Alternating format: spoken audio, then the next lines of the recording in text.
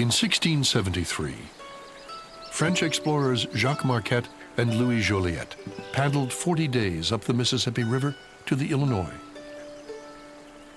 They were returning to Quebec from a voyage of discovery, the first white men to descend and map the Mississippi.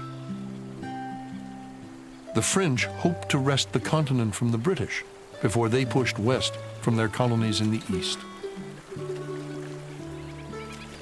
"We have seen nothing like this river," Marquette wrote of the earthly paradise they encountered west of the Illinois. Marquette was a Catholic missionary. His converts would also make good allies.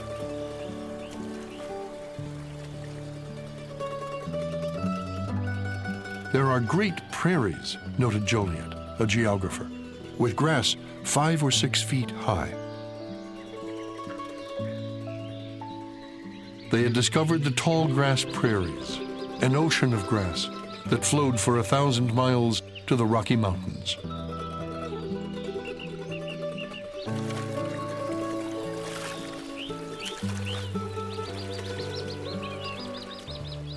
They had paddled from the St. Lawrence River over the Great Lakes to what is now Green Bay, Wisconsin.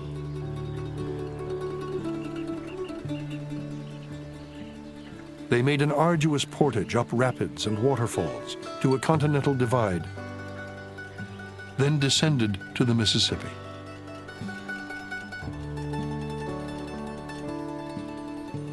Now, the Indians showed them an easier route back. Up the Illinois River, then the Des Plaines, to where it ended in a marshy height of land. You would never imagine that it was a continental divide of any kind, and yet the marsh was sitting right on the line that flowed both to the Mississippi and into the St. Lawrence. At high water times, in fact, that marsh emptied into both, so that at the highest of waters, you could probably canoe directly from Lake Michigan on into the Mississippi watershed, which is amazing.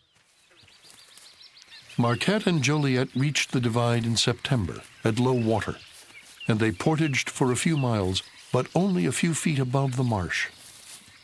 Joliet would recommend to the French in Quebec a canal for canoes that would avoid the portage, a canal that would link the St. Lawrence to the Mississippi.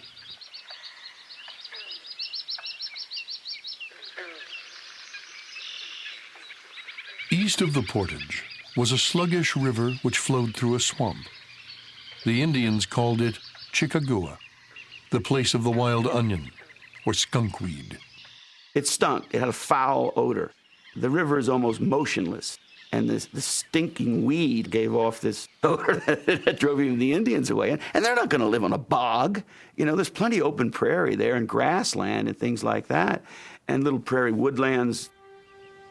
Only the white man's crazy enough to live there. When the voyagers reached the lake, they began the 1,500-mile trek back to Quebec. Joliet was the first to see the potential of the stinking river at the portage. He would urge the French to return and create a colony.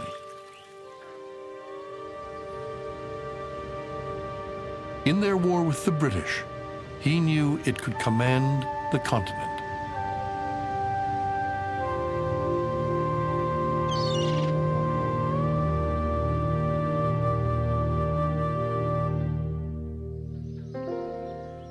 The French lost their battle for North America, and for a century, Chicago remained unsettled. A black man arrived around 1780 to farm and trade with the Indians at the mouth of the river. Son of a French father and a Haitian mother, Jean-Baptiste Point de Sable prospered for 20 years. His house had a piano. No one knows why he headed west in 1800. Some say he was disappointed the Indians did not make him a chief.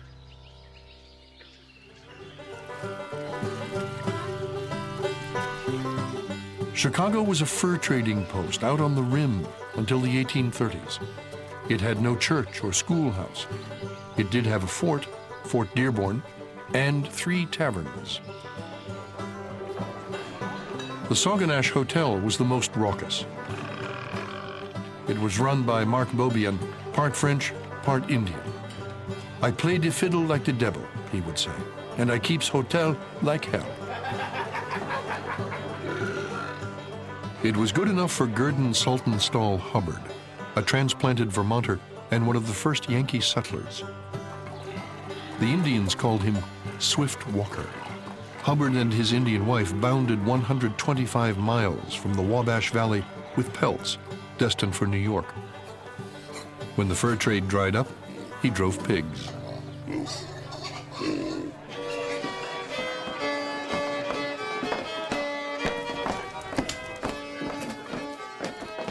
Everybody mixed together at the Sauganash Inn. Beaubien would get the music going. Officers from the fort would come down by ferry boat or by canoe to the Sauganash, and they'd be swinging around the floor with Indian maidens and things. Tight-buttoned people from the east would come occasionally, roll through Chicago, and they'd be scandalized by this. Women drinking Applejack straight out of the bottle, copulating out in the backyard, squaws and soldiers, people sleeping on the porch. Beaubien said in his old age, he said, they were great times, they were great times. No more of that sort of stuff anymore. He'd hold wrestling matches on the lawn. Entertainment would have consisted of hunting, or maybe foot racing, or horse racing, drinking, gambling, and listening to wolves and bears at night, because the city was ringed with small forests as well as marshland. But this was life on the rim. This was the frontier during the period of fur trading.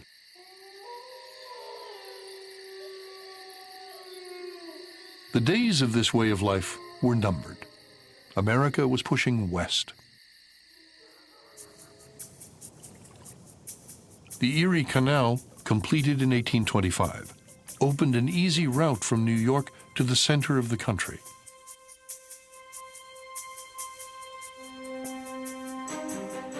The new state of Illinois already envisioned, as Joliet had, a canal that would link the Mississippi to the Great Lakes at Chicago. This location on Lake Michigan would be one of the endpoints of that canal, thereby linking New Orleans and the Mississippi River with the Great Lakes, the Erie Canal, the Hudson, and New York, so that there would now be a way of delivering all the produce of the interior of North America right into the waiting hands of New York. And Chicago, this location, would be the partner of that New York growth. The Indians had to go.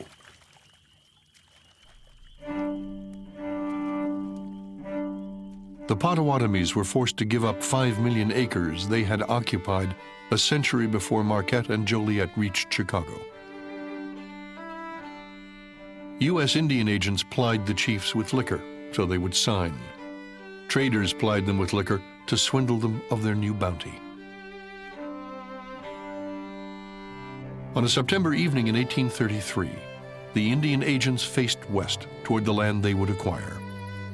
The chiefs, at least 2 staggering drunk, drew their marks on the treaty papers.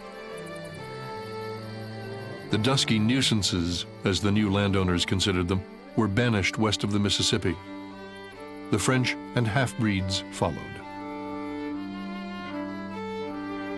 The history of Chicago can be written from 1833 forward. An historian would write, as if they had never lived there.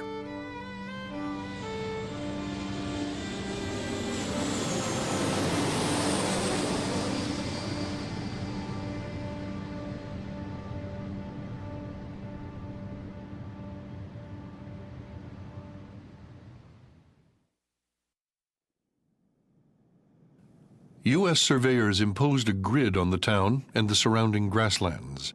Canal commissioners, Gurdon Hubbard among them, sold lots to finance the canal.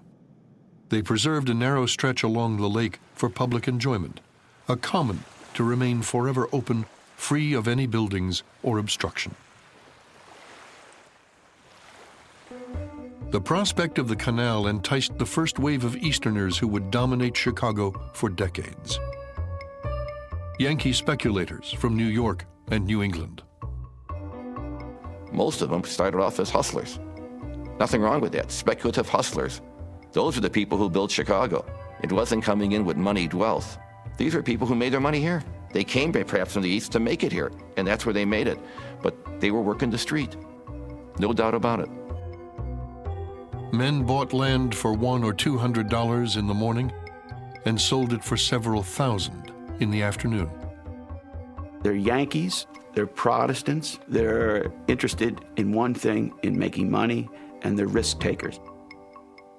Hardly any of them expected to stay. It'd be the type of town they thought where they could come in, make a killing, and get out.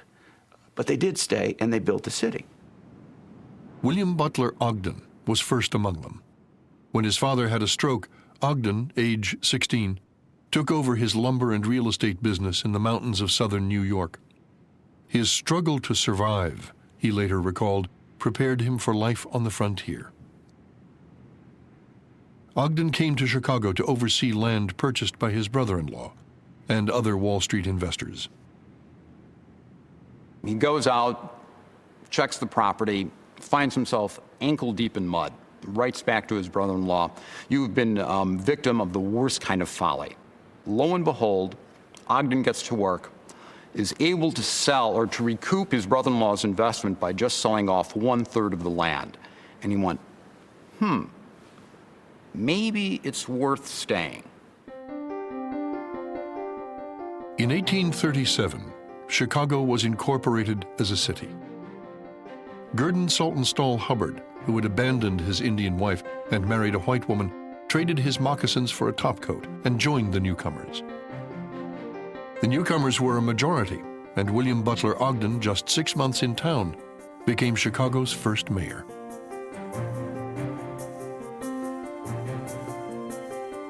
To overcome its isolation, Chicago had to reach out, east and west. The mouth of the river was dredged to create a harbor. Hubbard joined a shipping company to establish regular service to Buffalo. His lake schooners brought more speculators who stayed in town, and farmers who passed through it to plow the tall grass prairies. Plank roads were built over the mud so they could bring their hams and apples to town and return with a potbelly stove. In 1840, a lawyer from Vermont spoke of magical changes. In 7 years, a French and Indian trading post of 300 had become an Anglo-American town of 4,000.